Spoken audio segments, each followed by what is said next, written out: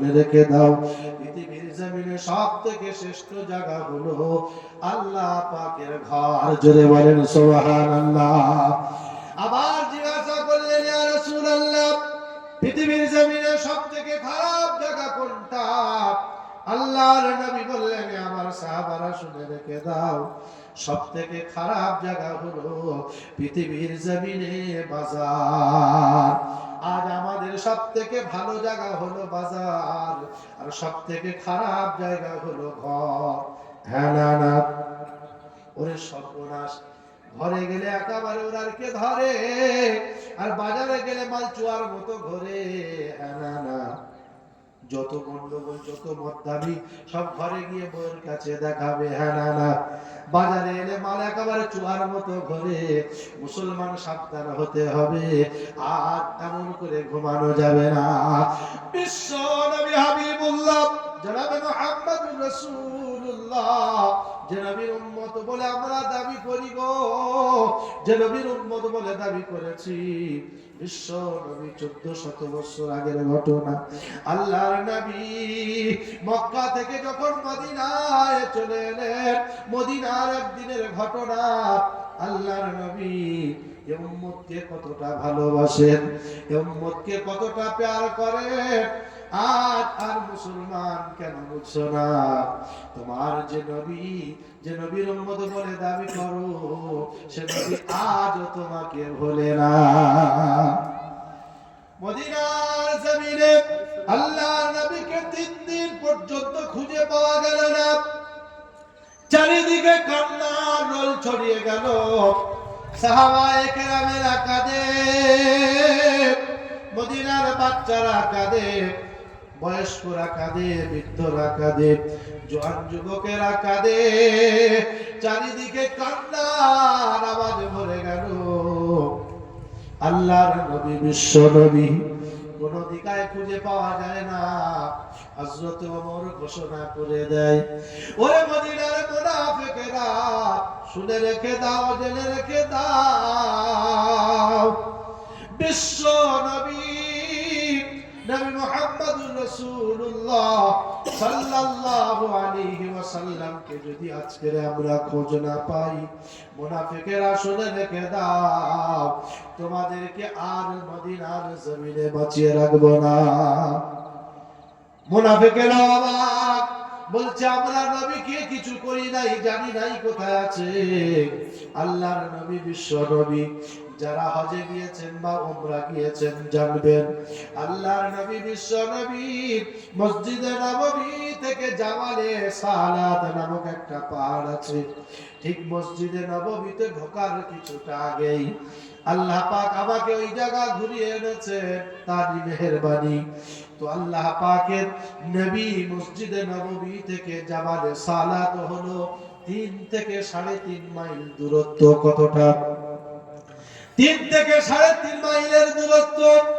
বিশ্ব নবী হাবিবুল্লাহ জনাবে মুহাম্মদুর রাসূলুল্লাহ 3 দিন পর্যন্ত খুঁজে পাওয়া গেল না। আল্লাহর নবী ওই জামালে সালাত যে পাহাড় রয়েছে, ওই পাহাড়ের গর্তের মধ্যে ঢুকে এই উম্মতের জন্য কাঁদে যারে যার। জোরে বলেন সুবহানাল্লাহ। আল্লাহর নবী বলেন, হাবলি উম্মতি, হাবলি উম্মতি। পরওয়ারদিগার আলম আল্লাহ, আমার উম্মতের কি হবে, আমার উম্মতের কি হবে? আর এই উম্মত শুধু বলছে আমার কি হবে, আমার কি হবে। না না, নবী আজ ওই উম্মতের জন্য ফিকির করছে, আল্লাহ আমার উম্মতের কি হবে। বিশ্ব নবী হাবিবুল্লাহ যখন 3 দিন পাওয়া যাচ্ছে না, মদিনার দুগ্ধ পুষ্য বাচ্চাগুলো মায়েদের স্তন খাওয়া বন্ধ করে দিয়েছে, বাচ্চাগুলো খানা খাওয়া বন্ধ করে দিয়েছে। ধুলাতে গড়ায় হাসান হোসাইন কলিজার টুকরা, ধুলাতে গড়ায়, ধুলাতে গড়িয়ে দেয়। আল্লাহর নবী, বিশ্ব নবীকে খোঁজ পাওয়া যায় না। এদিকে দেখা গেল ওমর ঘোষণা করে দিল, হযরত আবু বকর বললেন, ভাই ওমর, এমন মাতলামি করো না, চলো আজ দিনভর আমরা খুঁজে দেখি।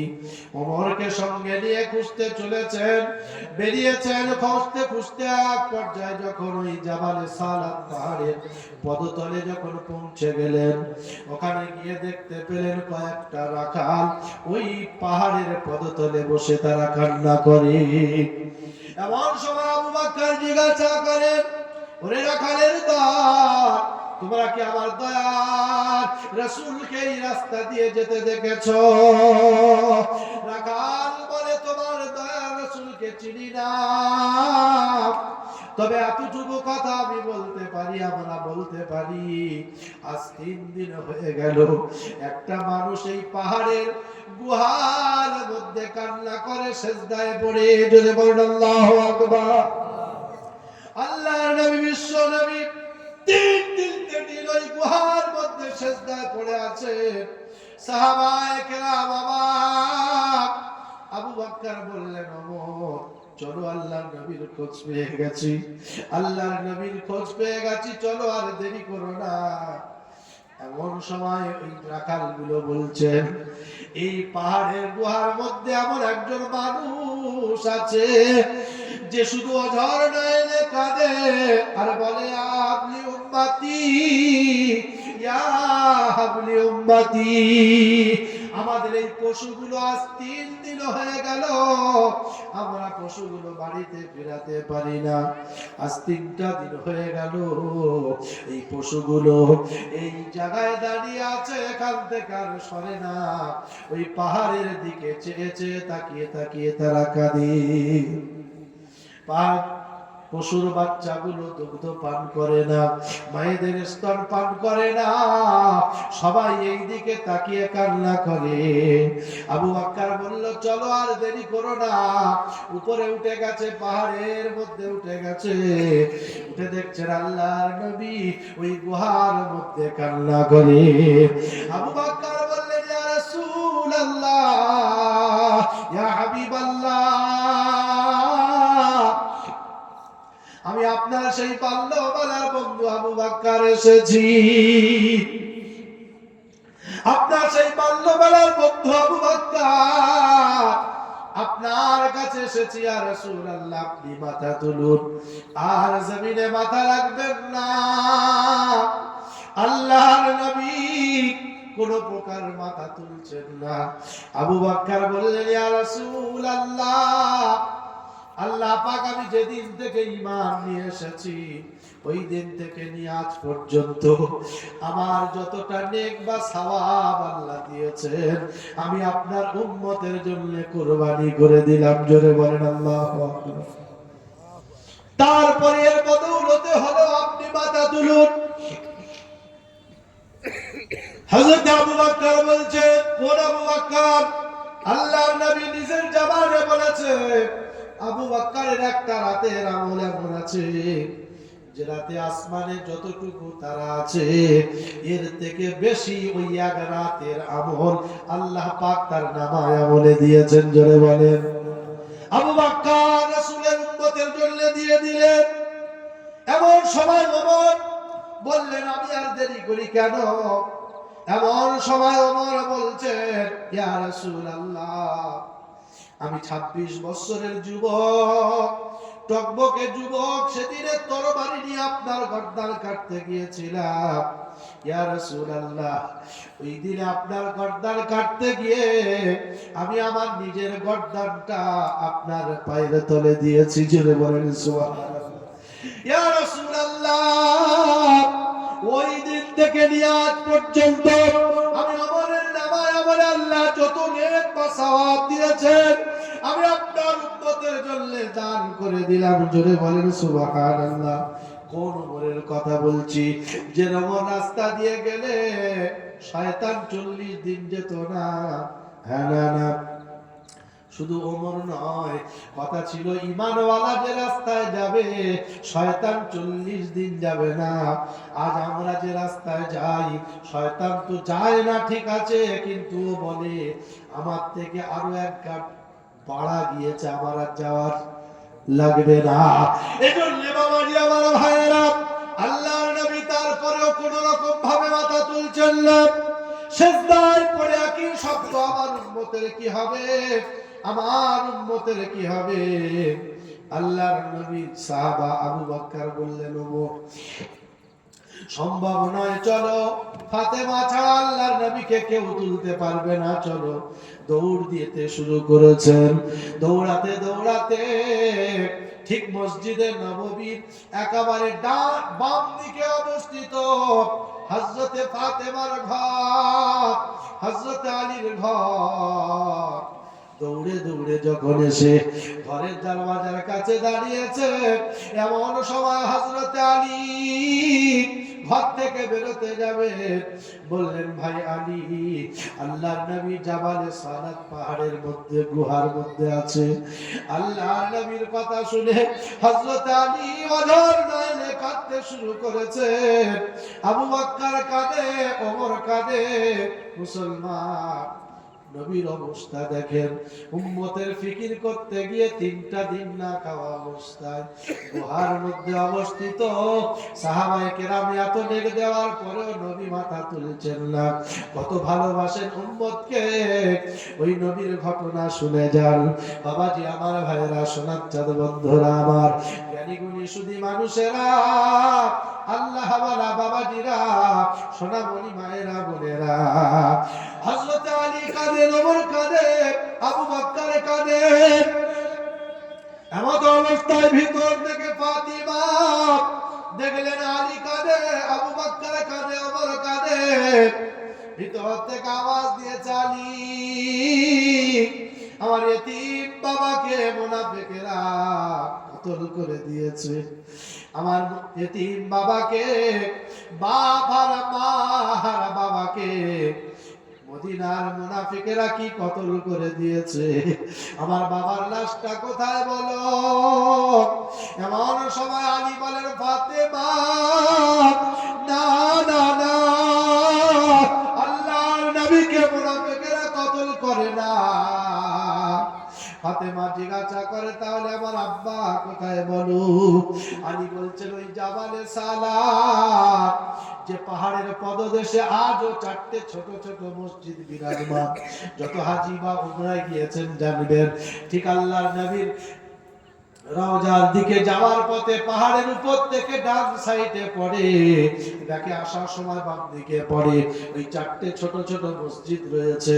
ওই জাবালে সালাত, ওই পাহাড়ের গুহার মধ্যে তোমার আব্বা জানাজ 3 দিন অতিবাহিত করে। ফাতেমা এমন সময় হাসান হুসাইনকে ডাক দেয় আর বলে, হাসান হুসাইন, তোমাদের নানা জানের খোঁজ পাওয়া গেছে, চলো আর দেরি করো না। হাসান হুসাইন ধুলাতে গোড়া, ধুলার মধ্যে গোড়া দেয়। মায়ের কথা শুনে লাফ দিয়ে উঠে পড়েছে। 2 বাচ্চাকে সঙ্গে করে নিয়ে ফাতেমা দৌড়ায় ওই জাবালে সালাত পাহাড়ের উপরে চলে যায়। ও আছে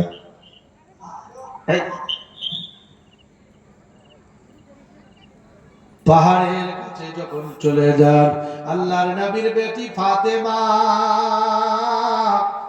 ওমা তোমাদের জলসা এবার শুরু হয়ে গেছে, শুনে যা। ফাতেমা 2 বাচ্চাকে কোলে নিয়ে ওই পাহাড়ের উপরে গুহার মধ্যে উঠতে শুরু করেছে। 2 বাচ্চাকে কোলে নিয়ে ফাতেমা পাহাড়ের উপরে উঠে গেছে। উঠে গিয়ে বলছে, আব্বা যান, আমি তোমার মা এসেছি, মা আর দেরি করো না, মাথা তোলো। কি বলছে? আমি তোমার মা এসেছি, মা। কারণ গোটা বিশ্ববাসী জানে ফাতেমা আমার মেয়ে। আল্লাহর নবী বলছেন, আমি জানি ফাতেমা হলো আমার রূহানি মা। জোরে বলেন না সুবহানাল্লাহ। এমন সময় ফাতেমা বলছেন, আব্বা জান, আমি তোমার মা এসেছি, মা। একবার মাথা তুলুন, আর দেরি করবে না। যখন কোন জায়গায় সফরে রওনা দাও, সবার শেষে আমার সাথে মোলাকাত করে যাও। আর যখন সফর থেকে ফিরে আসো আব্বা, সর্বপ্রথম এসে আমার সাথে সাক্ষাৎ করো। আজ 3 দিন হয়ে গেল, আমাকে না বলে তুমি এই জায়গায় কেমনে আছো বলো। এমন সময় ফাতেমা বলেন, আব্বা যান মাথা তুলুন, আব্বা যান মাথা তুলুন। কোন রকম ভাবে নবীর বেটির কথা শুনেও মাথা তুলছেন না, আল্লাহর নবী কোন রকম ভাবে মাথা তুলছেন না। এমন সময় ফাতেমা বলেন, আব্বা আমি আশাতে যদি না খুশি হও, আমি ফাতেমার জীবনের শুরু থেকে নিয়ে আজ পর্যন্ত যত নেক আল্লাহ দিয়েছেন আমি আপনার উম্মতের জন্য দান করে দিলাম। জোরে বলেন নারায়ে তাকবীর, নারায়ে তাকবীর। তারপরে আল্লাহর নবী মাথা তুলছেন না। এমন অবস্থায় ফাতেমা বলেন, আব্বা মাথা তুলুন, মাথা তুলছেন না। আল্লাহর নবী কোনো কর্ণগোচর করছেন না, কারোর কথা কর্ণগোচরে নিচ্ছেন না। তিনি একটাই শব্দ, হাবলি উম্মতি হাবলি উম্মতি। আল্লাহর নবীর বেটি ফাতেমা এমন অবস্থায় বলতে শুরু করেছে, আব্বা যান এতেও যদি আপনি খুশি না হন, আমি ফাতেমা জানিয়ে দিলাম আপনার 2 নয়নের মনি, আমার 2 কলিজার টুকরা হাসান আর হুসাইন, এদের দুজনকে আমি আপনার উম্মতের জন্য কুরবানি দিলাম। জোরে বলেন সুবহানাল্লাহ, নারায়ে তাকবীর। উম্মতের জন্য কুরবানি দিচ্ছে। আল্লাহ নবীর বেটি কত বড় ভালোবাসেন বাপকে, বাপের উম্মতের জন্য নিজের সন্তানকে কুরবানি দিচ্ছে। বাবাজি আমার ভাইয়েরা, তারপরে আল্লাহ পাক আরশ আজিম থেকে জিবরাইলকে ডেকে বললেন, জিবরাইল চলে যাও, আর দেরি করো না, চলে যাও। এমত অবস্থায় জিবরাইল এসে বলছেন, আসসালামু আলাইকা ইয়া রাসূলুল্লাহ। মাথা তুলুন, আর দেরি করবেন না, মাথা তুলুন, মাথা তুলুন, আর দেরি করবেন না। আল্লাহর নবী মাথা তুলেছে, বললেন, ভাই জিবরাইল বলো কি খবর নিয়ে এসেছো বলো। আল্লাহ পাক হাসান হুসাইনের কুরবানি কবুল করে নিয়েছেন, আল্লাহ পাক আপনার আরজি কবুল করে নিয়েছেন। আল্লাহ পাক জিজ্ঞাসা করলেন, জিবরাইল কি কবুল করেছে বলো, কি কবুল করেছে বলো।